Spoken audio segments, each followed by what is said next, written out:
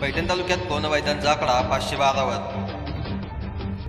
पैठण तालुक्यात आज नवीन 4 कोरोनाबाधित रुग्णांची वाढ। आमचे पैठण प्रतिनिधी यांनी दिलेल्या सविस्तर माहितीनुसार पैठण तालुक्यात आज नवीन 4 कोरोनाबाधित रुग्ण आढळल्याने आजपर्यंतचा एकूण आकडा 512 वरती जाऊन पोहोचला आहे।